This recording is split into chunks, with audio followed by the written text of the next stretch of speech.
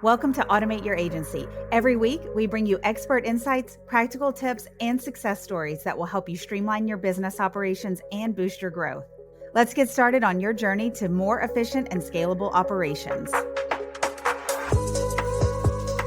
So, Alane, for this episode, I was thinking back to the beginning of the year where I made a statement to you and everybody else on the team that basically said, I don't know the difference or I can't see the difference between an AI agent and just automating workflows from A to B with AI steps in between.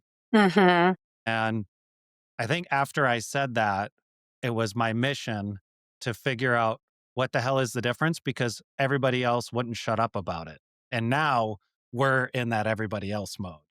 I remember back then and I was like, well, you need to figure this out because I keep trying to get on webinars where they're talking about agents and they are not explaining what an agent actually is. Like this is ridiculous. So can we figure it out so we can decide if we want to do this?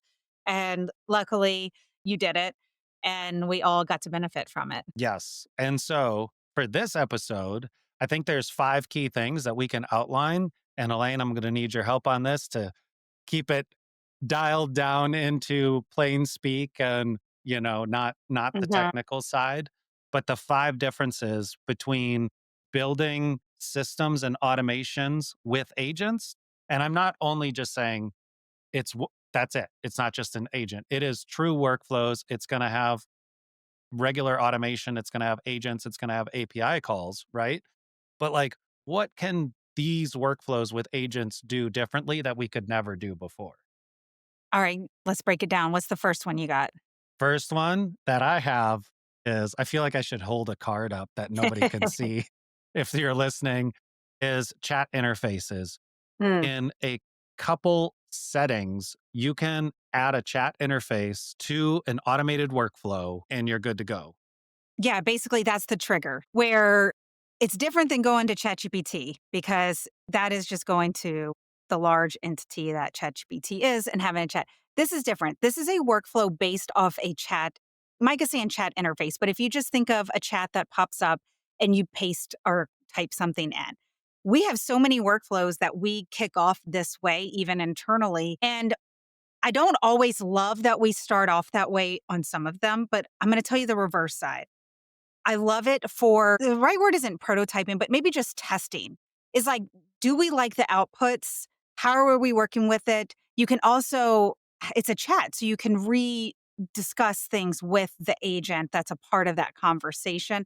So it is really great for something quick and easy. I mean, we have so many of these that I've bookmarked that we've created for our internal processes, and it is fast to get an Mhm. output and you can continue to conversate with it if maybe you want some edits to it or it didn't quite get what you wanted. So it's great for just getting things out fast. That's the key to me on this one, Elaine. So I've got a great example.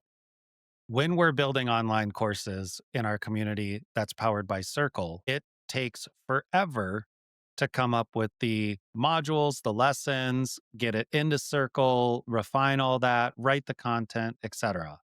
So, I think we've talked about this in the podcast in the past. We built an agent to help us with that. We built a workflow that contains an agent because it's not only an agent in this, but it starts with a chat interface. So we go to the chat interface and we say, I would like to build a course on blank, and I might upload a couple documents or an outline that I've brainstormed or anything like that to give it context. The AI is then going to go out and process that. And we'll talk a little bit more how it processes, where it gets the information outside of just its normal training data. And then it'll come back and it'll say, here's a suggested outline. Now, at this point, we can chat back to the agent and say, cool, but let's take out, module 2. Let's add a module about X. Let's refine module 4 this way. It Hmm. goes back to think, comes back. Here's your updated thing. And we can go through this as if we're having a conversation with each other to brainstorm and define this whole outline. Now, if this was an A to B workflow, it would be an input came in and it produced the list of modules and the list of lessons. There's no chatting, there's no refinement. We then have to go and do something with that. And if it's not right and if it's not good, we're screwed. Mhm. Yeah, we use it a lot of different ways. It's one of my favorite things that we've built, even just from call transcripts. We have a lot of chats that we've created to create the kickoff deck, to recommend previous podcast episodes, help create LinkedIn posts for ourselves, like so many Help things create that project briefs. Mhm. Yeah, so many different ways that we're using just this one trigger, I guess. I'm not sure what to call it. It's a way of triggering the automation that is a two-way street because you can communicate back and forth. Okay, so that's number one. We have chat interfaces that we could never have before. Number two is it can access databases that are AI friendly. And so, we've got a whole episode on this as well, but essentially, you can take Google Drive folders, you can take SharePoint folders, you can sync that with an AI friendly database. And all of a sudden, you can now provide context to these agents that have chat interfaces. So, going back to our course examples, that course agent could go to a database on all the different services that we provide. Now it can write the course and the course content around those services instead of just around its generic training data. Another example would be SOPs, company policies. Have an agent that has access to all the SOPs, have a chat interface that gives individuals the ability to go, how do I do X when Y occurs? It's Mhm. going to go out to that database. It's going to pull the information. It's going to return it back, and you can have a chat and ask questions. And you're literally having chats with your SOPs or your company policies. Yeah, I mean, it works with chat, but it also can work with email triage, where the Totally. trigger isn't a chat, the trigger is an incoming email. Yep. Yep. And what's interesting about this is that, and we'll get to this here in a second, but it's not just this one and done. Because it's an agent, it can go to the database and it can go, let me try a different query. Let me try to pull it a different way. Is this what the user is looking for? And if it's an A to B workflow, we have none of that. It is, I pulled the data. That's the data you're getting. You're not getting anything else. I hope this is right. In fact, Mhm. it doesn't even hope. It doesn't even try to guess. It is just like, boop, Done. here's your response. Yep. Yes. And so if, from an effectiveness point of view, being able to build quicker with chat interfaces and accessing databases is already huge gains. And we still have three more features and Mm. benefits that we can talk about. All right, give me the third one. The third one is it will retry things in different ways, much like the database example. It will try to query it in different ways, but also if it sees an error. So with agents, you can give it tools to work with. One tool might be go to the database, but one of the tools might be, hey, create a task in ClickUp. But let's say the configuration is wrong or it's looking for a task that doesn't exist. ClickUp might return an error. The agent isn't going to immediately fail and go, well, tried Didn't that. do my I'm job. done. Yeah, did my job. In an A to B workflow, you're screwed. That's an error. The workflow stops unless you have an error handler. And a human has to come in and try to resolve this. With an agent, it will actually go in and try a few different things with the tool to figure out if it can, based on the error that's coming back, it will try to figure it out. I haven't done, or experienced that part of it because 'cause I'm not on the building side. So, what would be another example? So, the ClickUp one was great, but what would be another scenario in one of them that we built, like, with our podcast agent? Is there anything in there that it wouldn't have been able to complete and it would have caught itself? Off the top of my Or head, maybe another example. yeah. I mean, things like if it couldn't find anything from a database, Mm. right? If it returns zero results, well, can we search it differently? If it got an error, it can retry. And I'll give you this. This is getting a little bit technical, but let's say we have the AI writing um, structured data, so like JSON, that Okay. would be sent to another platform. If that platform writes back and says, actually, this is invalid JSON, the agent will see that and go, oh, okay, let me try rewriting it. And it Mm. will try to rewrite the JSON to make it valid JSON and then resend it. And it will do that because the error message said this was invalid JSON. And so it can start to try to fix itself. Now, when we're building these out, we're not saying, if you get the invalid JSON error message, then do this, which is what we would have to do in the deterministic, like A to B Right. workflows. We would go, this error came back, so then do this. This error came back, so then do that. This error came back, so then do this. And we'd have to map all of those situations out. And as we continue down this path, Elaine, you can visualize A to B workflows being like every single scenario, every single workflow, every single edge case, every single error. All of that has to get mapped out into this giant, nasty workflow. You've seen them. Gosh, yeah. I've seen what we've done, the way we've had to do it in the past and the way we do it now is very different. Night and day. And when we have agents that can do it, we don't have to write all of those scenarios. We can give Mhm. it guidance, we can give it instructions, but it can also, like we're talking about here, retry things in different ways based on the response that it's getting. Airtable is one. Sometimes when we connect with Airtable, it will be looking for a certain, like Airtable has its own type of query language to pull stuff out of Airtable. So sometimes it will retry writing things in different ways to get the right query into Airtable to pull the right information out. It's crazy. Yeah, so it's really like a human in that aspect that it's like, "Oh, I didn't get it right. Oh, let me try it again." All right, that's cool. What's the 4th one? The fourth one is that we don't have to be so rigid in the entire development of the workflow logic to produce the outcome. We can say, hey, this is what we're trying to achieve, and then give it the tools, and it's going to be outcome based. Mhm. So, again, a little bit like humans in that case. If it's A to B typical workflow logic, we have to map, like I was saying a second ago, every single potential route, every single action, the order, it's going to follow it specifically. And if there's any variance whatsoever, Yeah. it's screwed. I So, got to see this in, like, one of the outputs. We have a daily Slack that goes out, and we didn't tell it how to format the information. We just say, "Hey, update us with this information every day." And it created it and organized it in bullets, organized it in highest to lowest, and it added emojis. Like, it already created this human aspect to it where, we like using emojis. We want to have organized data. So it just did that on its own without us having to tell it, do it like this. We wanted this format.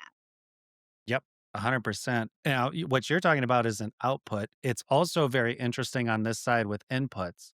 So, like our normal A to B workflow logic where we have to map everything out, you have to have structured data on the inputs. Mm, If that data is wrong, different, or not accounted for, let's say something as simple as a date format changing. mhm, So we design a workflow from A to B, and the trigger has input data that has a date field, and the date fields, just say it's American, kind of like month, day, year. mhm, All right. But then we have European or Australian date format come in where it's day, month, year. And all of a sudden it blows up the entire workflow because wait a second, there's not a month of 20, right, right. right? It's so dumb. Like a human would look at that and go, obviously that's the day and then the month and then the year. Well, some humans would be able to figure it out. But with with the agents and with this style, that input, we know it's a date. Mhm, We can tell it it's a date. The outcome is deal with the date. mhm, And it doesn't matter if it's a Unix timestamp, which is just a bunch of numbers. It doesn't matter if it's European formatting. It doesn't matter if it's American date formatting. It doesn't matter if it's slashes instead of dashes or periods or whatever, or if it's completely written out. It can handle all of those scenarios. We used to have to work with this thing called regular expressions or regex. And writing that was like writing hieroglyphics sometimes. And it was very, very difficult. And now it's so nice to be able to say, hey, let's just give it some basic instructions in plain text, and then it can follow that without having to write all that rigid logic. What what that all leads to is, again, speed for development, but also the ability to have systems that scale with you. If your date format changes because you hired a new marketing manager and they like periods instead of dashes, your automation doesn't break anymore. Mhm. Yeah, less bugs, less errors coming through.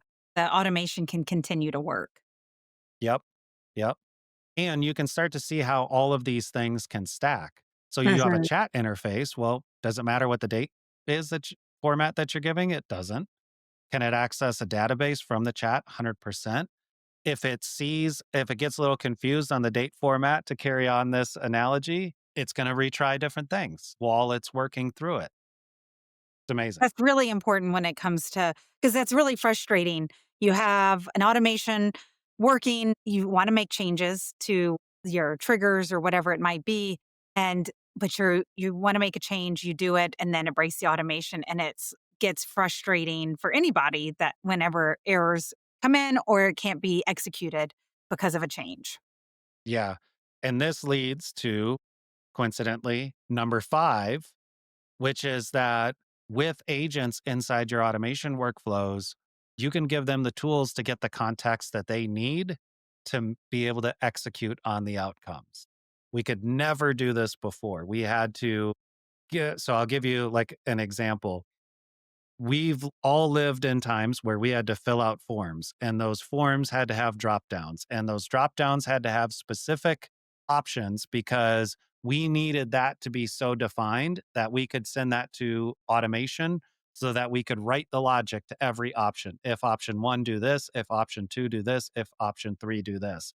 And the second one of those options changes, spelling, extra space, renamed it, doesn't matter what it is, the entire automation needs to be rebuilt. So to you, to the point that you were just making, Elaine, every single time a process changes, a custom field changes, a name changes, a folder changes, a location changes, that meant you have to go to your automation team and go, well, I decided to change this now. Yeah. And sometimes it means a whole rebuild. Mhm. Yeah, it's really hard, and I remember one time, this has been a long time ago, I added an apostrophe to something and it broke Big every. no no, Elaine. Yeah, yeah. And I was like, "Holy cow, I should have just left the typo in there." Yeah. So it was a typo. You Mhm. added an apostrophe thinking that you're fixing it, and what happened? It broke the automation, it couldn't work. It threw out an error. Yeah. Yep. Yeah, and so then we had to go back in, figure out what the problem was, Mhm. fix all of that, and it was all because of a hyphen. But what we're dealing with now is because of all these things that we now can do with agents, and it can think through all these things, thinking in a loose term, of course, is that we can give it tools to provide itself the context. So let's take the form with the drop down. Very simple um, example here. Why don't we allow the agent to pull all the options for the drop down every time? Or better yet, we don't even need drop downs anymore because it can handle real text processing in real language Mhm. in just plain text. But whether it's choosing to categorize things or classify things in certain ways, we can provide it all the categories, or we can give it the tool so it can go out and pull the information. So, really, kind of an example of this would be, let's say we have an agent that needs to create new tasks in ClickUp. Mhm. Well, instead of saying, if client is A, then create task in B, blah, blah, blah, blah, blah, and map all that out, we can literally say, all right, agent, pull all the client folders out of ClickUp. Cool. Pull all the client projects out of any client folder. Pull all the tasks available out of any client project. And suddenly it's building its own context picture of, well, here are all the clients. Cool. Here's the email I got in. What email, who is this email related to from this list of clients in our folder list? Mhm. Micah, you keep mentioning tools, that you give the agent tools to use. Can you explain what you mean by that? Because when I first started hearing that, I did not follow until I saw an AI agent workflow. And I was like, oh, that's what giving tools means. Yes. So the best way that I describe it, I think, Elaine, you can tell me if this is horrible, but is to think of an intern. When you hire an intern, you give them a responsibility, you give them instructions on how to do their job, and then you give them tools. And those tools are going to be their email account, access to Google Sheets, Google Drive, Google Docs, etc. And within Google Drive and within Google Docs, they're creating new documents, they're editing documents, they're deleting documents, they're moving files into folders, creating new folders. They're doing all of those things. Agents are exactly the same way. So you give it a responsibility, you give it instructions in the form of a prompt or multiple prompts, and the tools are almost identical. The only difference is you would give them specific aspects of those. So you could say, all right, agent one, you can create documents in Google Docs.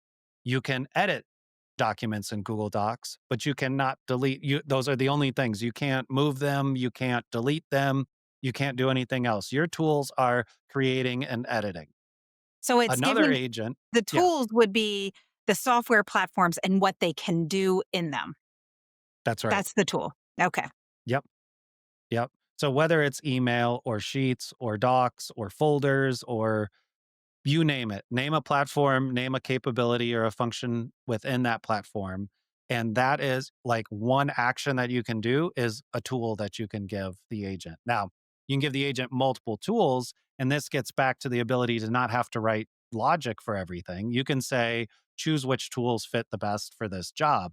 And when you combine that with the chat interface and accessing the databases and then looking at the tools that it has and even retrying things, it's now acting like a person, kind of. Yeah, and I'm gonna add a sixth one, and you've mentioned this throughout the 5, but it needs its own one where the benefit of doing an AI agent workflow is really the speed at how we can do things because it doesn't need all the details. It can be hooked up to a database. It can have a chat interface. You don't have to tell it every single output, just like I was saying with the example. We didn't tell it it needed to be bulleted and it needed to go from higher to lower and it needed to have emojis. Like we just said, give us the data. It knew how to make it how people can read. And so I mean, there's been times, Michael, where I've asked for something and we've had it in 5 minutes. I am not over exaggerating. Like 5 minutes, I had a working automation that could not be done with Make or Zapier in a traditional way of doing it with the mapping of everything. You could I mean, technically, you could make a 5-minute, A to B workflow automation in Make or Zapier, but it wouldn't achieve the outcome that you're looking for. What Right. you're specifically talking about is an advanced desired outcome Mhm. that would be next to impossible to automate in an A to B workflow, and yet, even with all of that, we did it in 5 minutes. Yeah, and we also really like building in platforms that are low code or no code because of that fact. It's faster, it's easier to maintain. There might be some pieces of custom code, like you gave some JavaScript examples. Like there might be Mhm. some aspects where we include some code, but that's when we would call it low code. But it really is being able to develop things fast, maintain them more easily, and not have so much technical debt. Yeah. Oh, man. That's a great way to think about this and probably just a great way to kind of end this episode, Elaine, which is the bottom line of all the stuff that we talked about is the reduction in technical debt. When I mean, we built Make automations and Zapier automations for ourselves and for clients for years. And it was, we did our best and it was the technology that we had at the time. But just like normal development, you incur technical debt. And for anybody listening who's unsure what that means essentially when you build something out, you're creating the need to maintain it or fix it or adjust it. And you're going to have to pay that back at some point. So, essentially you build it out and it's inflexible. So then you have to start making changes to the automation that you built. But now, if you can build something like we've been talking about and you can make changes and you don't have to then edit the automation, you didn't have that technical debt.